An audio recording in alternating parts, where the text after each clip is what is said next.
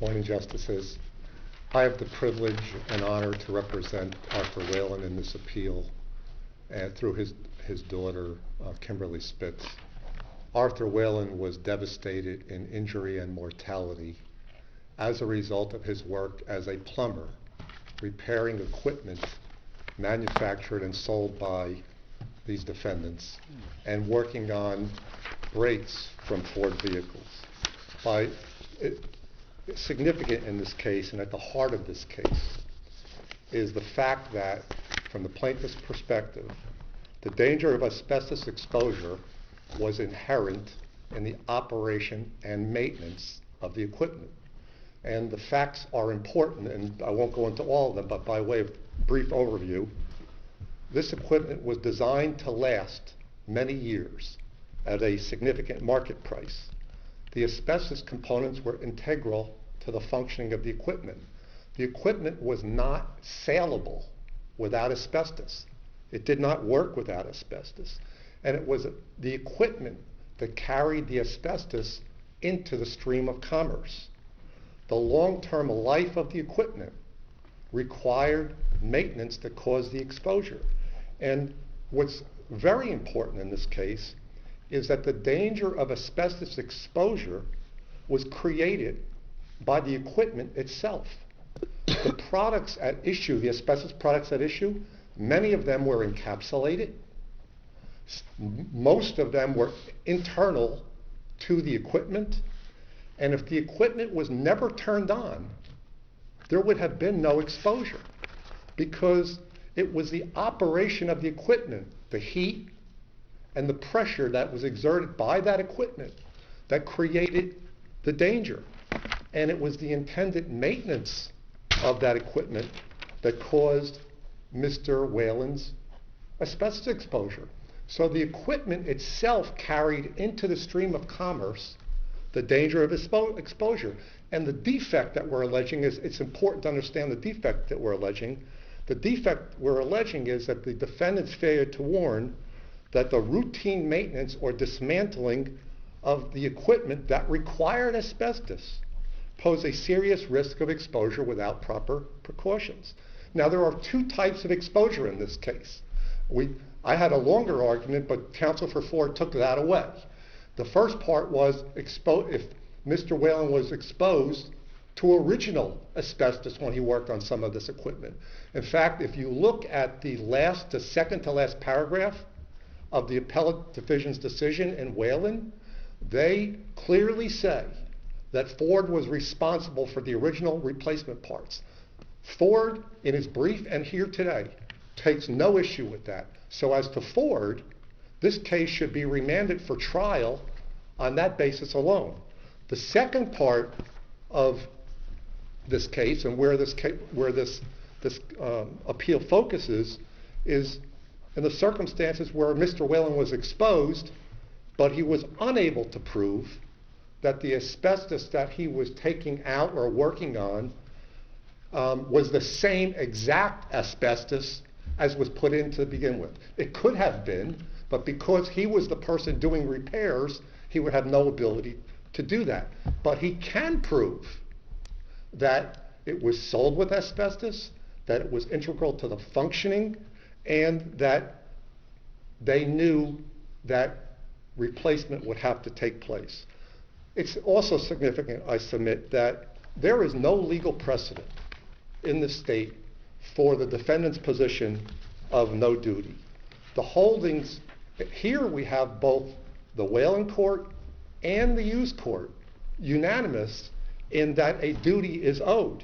And we submit that that duty is consistent with cases that have been decided by this court and the appellate division as set forth in detail in our brief. Because under New Jersey law, responsibility attaches to foreseeable use, foreseeable misuse, but here we have intended use. And the Supreme Court of the United States, under far less compelling circumstances than here, agrees that a duty was owed. In the Supreme Court, What happened was the Navy specified the asbestos, not the equipment manufacturers, and the asbestos was added after it left the control of the equipment manufacturers. Yet and the interesting part is that the Supreme Court actually looked at the appellate division decision in Whalen, and even the dissent went out of its way, the U.S. Supreme Court, to say that under the circumstances of Whalen, they would impose liability because it's clear that where the product is integral and sold as part of the original sale, they should be responsible. Can I stop it for a second? Mm-hmm. It's from a practical standpoint. Yes. Are you familiar with how brakes work? The difference between disc and drum brakes? Somewhat, yes. Okay. Disc is a disc, and then there's a horseshoe looking thing on top, and pads come out. Yes. Drums is self-contained, and the brake parts are inside. Yes. All right. Now, when those parts are being used, the asbestos from the brake drums, it accumulates inside the drum. Correct. Okay. So when the drum is taken off, in order to replace the pads inside with the springs and the clip, as opposed to disc brakes, that dust comes into the air, right? That's correct, and you make the exact point that I'm trying to make, and that is that it's the manufacturer of the equipment that creates the hazard, because until Mr. Whalen has to go inside that brake. I just thought I'd make it easier for you. Yes, thank you for the softball, Your Honor. Because if Mr. Whalen has to clean out that brake, that's where the exposure occurs. And policy reasons. Let me stop you there, if I may, Mr. Placitella. Why don't you assert a design defect claim saying that there was at the time of the manufacture of the Ford an alternative, safer way to manufacture brakes that would not involve asbestos? Because we don't have to prove. All we're saying is tell the people, give them the opportunity to protect themselves. The plaintiff is the I understand you're not. The plaintiff is the master of his pleadings and his theory of his case. Completely. Yes. Completely. All due respect. Yeah. And I agree with you. But the fact is that what you're suggesting here is that there was something wrong with the way that the product was designed, so that it according to your theory, would not work without asbestos. What I'm suggesting is that if you're going to use a product, that you need to warn about it. The law is very clear in Machalco, all the way back to Bexiga. If there's a dangerous piece of equipment and a warning will lessen the risk, then you should warn about it. But that's the product that the manufacturer made. Well, so, let's just pause here, because are you not acknowledging that there's anything new about this theory? No, I actually don't think there's anything new, because we're talking about the failure to warn of the product being the machine. And that danger would not occur but for the operation of the machine. And think about it, Justice Patterson. In the Roe case, the defendants came before this court, the same defendants, and they argued that they could seek apportionment from the co-defendants, by the way, relying on Bishada, right? Sure. Simply because... Nobody's fighting over Bishada. Simply because the defendants specified asbestos to be included in their boilers. So in the Roe case, they came forward and they said, we can get apportionment from the defendants by showing all they did was specify the asbestos, but here they say you can't hold us responsible. And there's good policy reasons why. Because the Roe case, the theory of both the plaintiff and the defendants in the Roe case is different from the theory that's being asserted against Ford. Not necessarily. What happened in the Roe case was he was a boiler repairman just like Mr. Whalen, and he actually also repaired cars.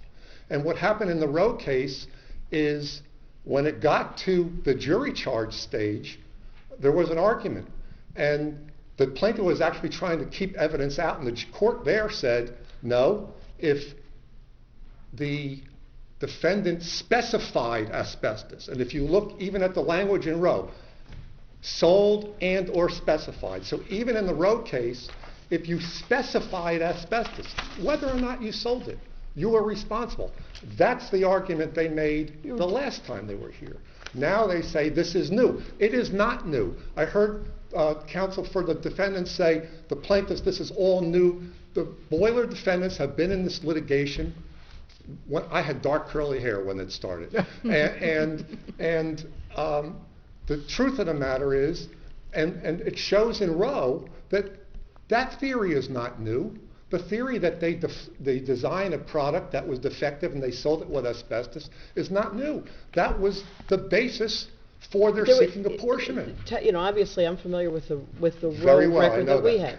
had. The Roe record before us does not involve this particular issue. I understand that, Yeah. but by way of, I only say that by way of example because this is not a new theory.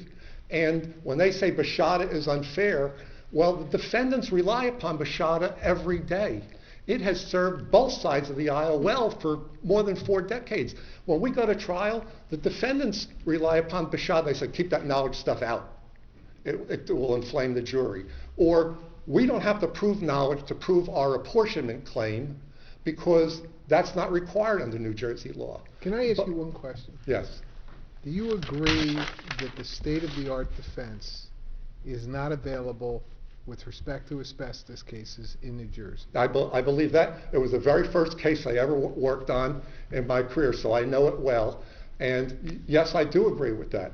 Okay. So that when you talk about a defective product, you're relying in a sense on Bashada to say, is state-of-the-art available in any other product liability setting besides asbestos? It's available in some cases, and I agree with that. But what the court here when is it has not available? given, Besides asbestos. given. But the court here made a policy decision. I Which get the you. I'm just trying to be really narrow. Yes, I agree with you. Okay, so when these products were sold, are you disputing that they knew at the time that asbestos was a defective product? No, I'm not disputing. I know that they knew at the time that these boilers were made and these vehicles were made, the traditional notion of product defect, that is, the state-of-the-art defense, existed. What I'm saying is, if the state-of-the-art defense existed here, you wouldn't have a case, would you? I absolutely would, because even if this court were to decide not to follow Bashada and to apply Feldman, the burden then just shifts to the defendants to prove that the danger was unknowable. But Feldman makes clear you don't have to worry about that. Feldman makes clear that in an asbestos case, you don't have to worry about Bashada not applying. Correct. There's no dispute at all about the application of Correct. Bashada. But even if this court... Are you prepared to say that if they can come in and show that at the time this product, the car, the boiler, was manufactured, there was not a product that could replace asbestos? In other words, are you suggesting that if we decide in your favor, we can leave open to them the state-of-the-art defense? Well, you are the You can vault it. You are the Supreme Court. No, I'm asking you. You could make the decision. Oh, we could do anything. You could make the Well, decision, that's exactly. And I used to have dark curly You could hair, make too. the decision, you could clearly make the decision not to apply Bashada in these circumstances, but to apply Feldman. You could do that. But I submit- understand. Right. And I guess that's what you're asking us to do. Don't give them the I don't think so. state-of-the-art. No. I'd be stunned if No, Mr. I'm Placitella asked us saying not to that you apply should Bashada. keep Bashada as it is. Right. You could make I got the it backwards. decision. But I guess what you're suggesting is, don't give them the state-of-the-art defense, but expose them to product liability, just like any other product. No, I'm not. If this court determined that you believe that Feldman should apply under these circumstances, you could do that. It won't change the end result, I submit. And even if you did that, But that issue's not before the Right. court. Even if you There's did no- that- I think we can assume there's no question this is a Bashada case. Okay. There is no state-of-the-art. They wouldn't have the defense of the state-of-the-art. And there's no design defect in terms of an alternative safer design anywhere in the case. that's not being pled. That's not being argued. That's not being pled. That's They're correct. not, a product defect case is not necessarily mutually exclusive from a failure to warn case, correct? No, in fact, there have been many statements by the court that a failure to warn case in this context is akin to a Defect. is akin to a design defect case. You could have filed both, you could have filed one or the other. You have decided to file a failure to warn case. That's correct. We Okay, also now- have a negligence case, which is not before, not before the court. But the policy reasons, whether you would decide Bashada should apply or not, the policy reasons here for imposing a duty under these circumstances are significant. And the reason I say that is, what the company that's in the best position to warn here is the company that specified the asbestos for its intended life.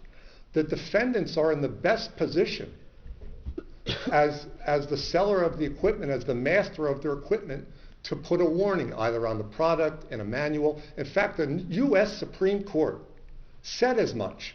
They said under far less compelling circumstances, even looking at Whalen, that the policy for having the equipment manufacturer, because they know how their product is going to be used. The component part manufacturer may not know all the uses.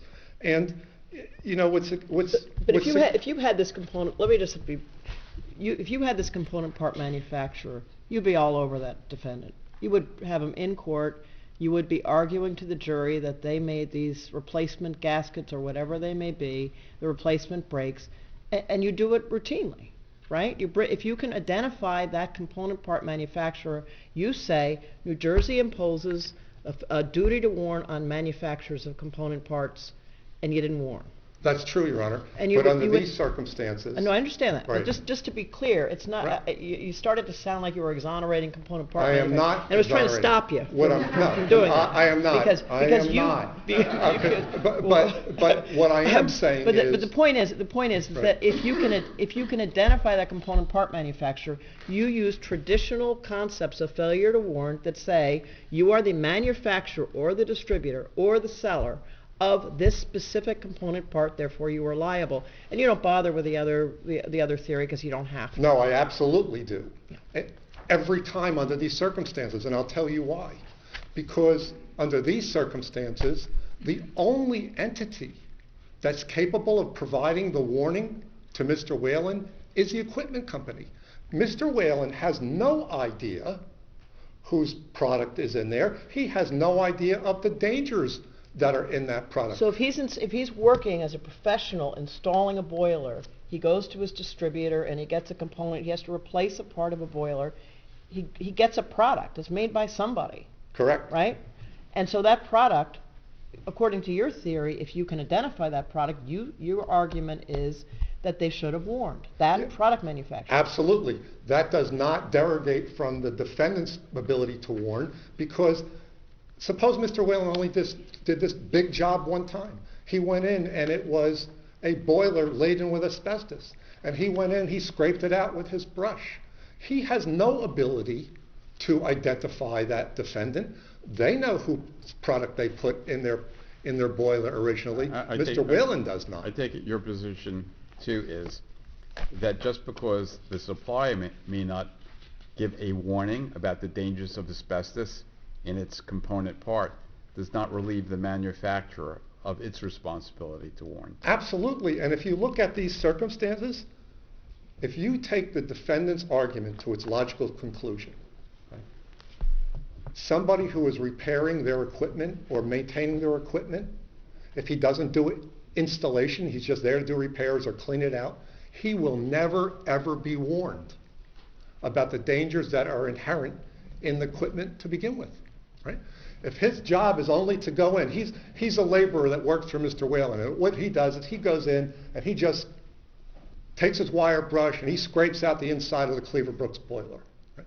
Under their theory of the case, he will never receive a warning because he never touched a replacement part, even assuming it had a warning on it, which they pretty much did not. Right? He'll never be warned. They want you to impose to relieve them of duty and leave the innocent plaintiff with no remedy. Did there because come a that's the time, end result. just factually, when there were warnings in the 1970s, when warnings started to appear on asbestos products, did they start to appear on the boxes of replacement parts? They appeared on some defendants' products I'm not talking about, I'm leaving aside On this case, some just as a defendants' general. products, yes. On many, they never appeared, even though there's clearly they had knowledge. Some of the defendants' products, by the way, they had warnings on the products, and the manufacturers of the equipment took them off when they resold the asbestos. And I'm talking about car companies. No, okay, but So that let's- kind of proves the point. Right, but we're talking about replacement parts that came from distributors and were installed in older machinery, sometimes had warnings that were not put on when the machinery was made, the car was made, the boiler was made back in the 1960s. That happened, yes, that happened. That happened. It Okay. happened infrequently, not as much as we would have liked to protect people, but it did happen. But the point here is, it was the machine, it was the piece of equipment that created the hazard. There would have been no hazard but for that machine. Right? So If if the the original- product was unsaleable without it, and if the machine was never turned on and Mr. Whalen was never asked to repair it, he would still be alive today. How about if the original brake pads were not asbestos containing? There was some other matter that, would you still be arguing the same case today because the replacement parts contained asbestos, even though the original product parts did not contain No, asbestos? I would not be arguing, because that's not the law as set forth by the Appellate Division. The Appellate Division's articulation of this case was pretty narrow, I would submit, and clearly not absolute liability, as Ford argues. In fact, if you look at the Isn't that what circumstance... Hughes actually said? If the original parts did not contain the hazardous product, then there's no liability for the product? That's what Hughes says. That's what Hughes says. And in fact, there can't be absolute liability here, and the circumstances are very narrowly circumscribed.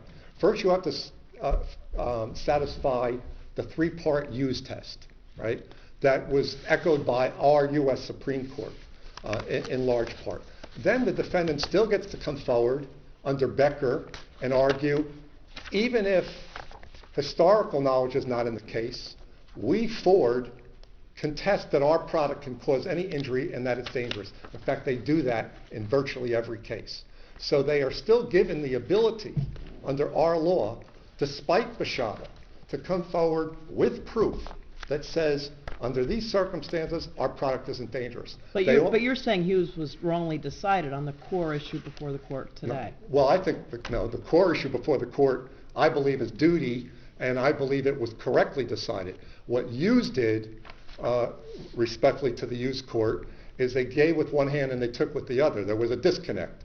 They called the whole integrated product the product for defining duty, and then when they went to causation, they ignored the fact that it was the product, that it was the integrated product that was responsible for the exposure, and they found no causation because the plaintiff couldn't identify. But you the replacement. agree that one of your proofs is that the replacement parts are asbestos laden. Absolutely. And if they weren't, we would be here doing something very different. So what we have here, so yes, we believe the basic part of Hughes was correct, that the court went through a very good analysis, tracked many other cases, and then kind of made a right turn at the end of the case and disconnected the last page of the opinion from everything that came before that. Can you give us an example? In machine cases, obviously there are huge varieties of medical devices, of anybody defining products to include a hazard created by a replacement part. And Well- obviously thinking of all those safety guard cases where, a machine's been around a long time and there's a new safety guard put in. If it's not a design defect, that where the design calls for a particularly dangerous safety guard, and obviously there's a design defect theory that can be made out of that, where is there a failure to warn duty imposed for a hazard that's created by that replacement part? Well, if you start with the premise that if you specify what will be in the product as a basis for liability, which is part of the part of the Whalen test, then that actually is found in the Roe case at the trial court level. Because, and even as set forth in this case, if the... Let's go I outside wouldn't even have asbestos. to prove under I'm sorry, Roe. I meant to be clear. Okay. Let's talk about cases generally, because anything that's done in this case could have major ramifications for New Jersey product liability law generally. Right. And you're happy about that? I'll tell you after I see your decision. So where is there an example from a setting anywhere where the hazards created by the replacement part, it's not a design defect that's based on specification of a dangerous product, it's a failure to warn claim, and the warning is imposed on the manufacturer who neither manufactured the replacement part or sold the machine or whatever it may be with the replacement part in it? I don't think that this court has squarely dealt with that issue. Can you give us any example in product liability Well, law? I could look right at the Molino and Seeley case where the court recognizes that when you put two products together... Different and- thing, different issue, you got to admit. That's Uh, totally different. It's I really don't think it's different, because again, we're talking about the machine creating the hazard. But both- The equipment is the- what creates the hazard. but the need combined- to maintain the equipment. That asbestos gasket, if it was left in the machine and the machine only had a useful life of 6 months, let's say in this case, it only had 6 months, and then they threw it out, right? That hazard would have never been created. Understand, The I reason understand, it was created was because the machine, by virtue of its circumstances, creates the hazard. You've made the point very articulately. But Did I convince you, though? No, I Okay. got to tell you you didn't, because you didn't answer my question. Okay. So my question is, where else in product liability law is product defined to include the manufacturer, the seller, the distributor, plus the manufacturer of a product that later has a hazard put into it in a replacement part? The U.S. Supreme Court in DeVry. Okay, talking about New Jersey law, because Okay. I am no expert on maritime law that's there, but New Jersey law has a number of very New Jersey specific components, most of which help plaintiffs, some of which help defendants. So that's what I need to hear is why is this not new in New Jersey? Where's this been done before? A case for this court on that specific issue of the replacement part. It's a case you're looking at for the first time. It's not new if you're looking at the product as a whole, and that's my point. That if you want to just peel out the replacement part issue, but that's not what's going on here. What's going on here, respectfully, is that it's the equipment that caused the danger. The product itself didn't cause the danger. If it was never worked on and the machine was never turned on, there would have been no danger. In fact, these defendants make that argument. They say our product was encapsulated, it didn't cause the danger. The reason the danger occurred was because of how the equipment operated. And the only entity that is capable of knowing that is the equipment manufacturer. The parts manufacturer can't. They don't know every possible use that their product would be put in. Let me give you just an example. Let me just Excuse give me? you. Brake drum? Brake drum again, thank you. No, what I'm saying, Yes. they don't know? They absolutely It's not going know. to be used in an operating room. Yeah, a brake drum is a different Well, that's what we have here. is a different animal, and as you heard, Ford has now conceded that this case must go back to the trial court because they're responsible for the original brake drums that Mr. Whalen... That's not the issue really that's here. Let me just give you an example. Let's say there's a very good safety guard put on an industrial machine. Mhm. And we're in a workplace setting. So all of the law that applies to workplace setting applies here, okay? And let's say somebody promotes a safety guard as a replacement to the old safety guard that's just a whole lot easier to remove and keeps production going faster. Yes. We've all read cases kind of like Yes. that, okay? So, it leaves the manufacturer's plant with a very good safety guard on it.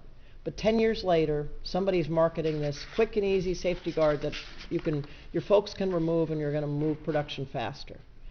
Is the manufacturer of the original machine liable for failure to warn of the dangers of that safety guard? Well, that goes down to the issue of whether it's foreseeable misuse.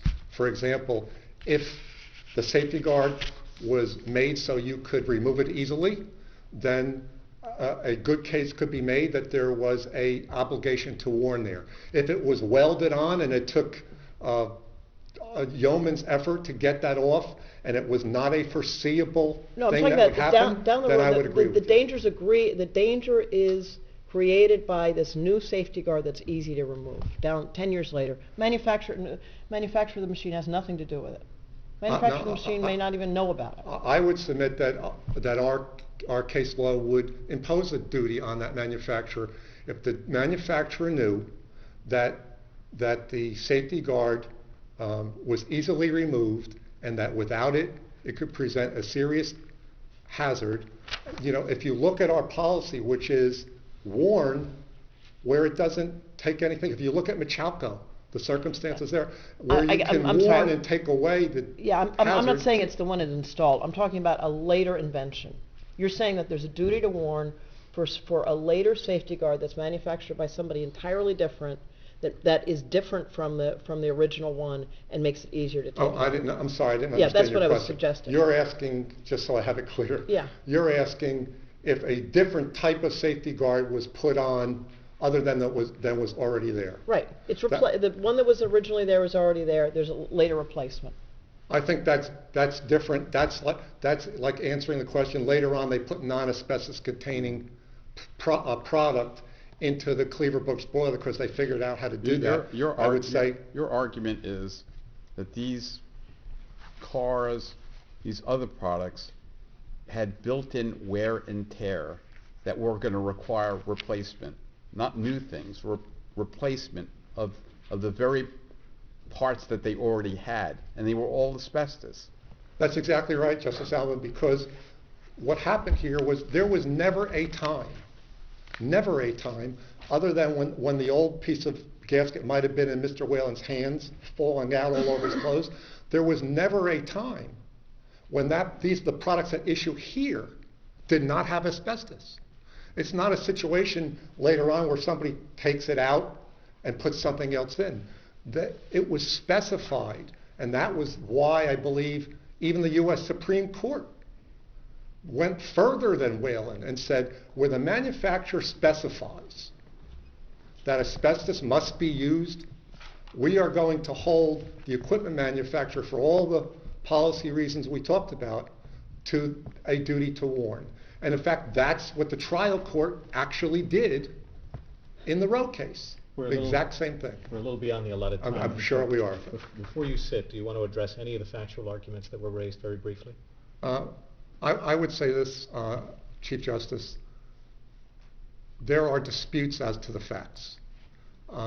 And what the Appellate Division did here is they looked at the law as they thought it should be, and they applied the disputed facts, the facts as it were presented, and said under those circumstances, summary judgment should not be granted. That's exactly the test that you articulated, I believe, in the James case.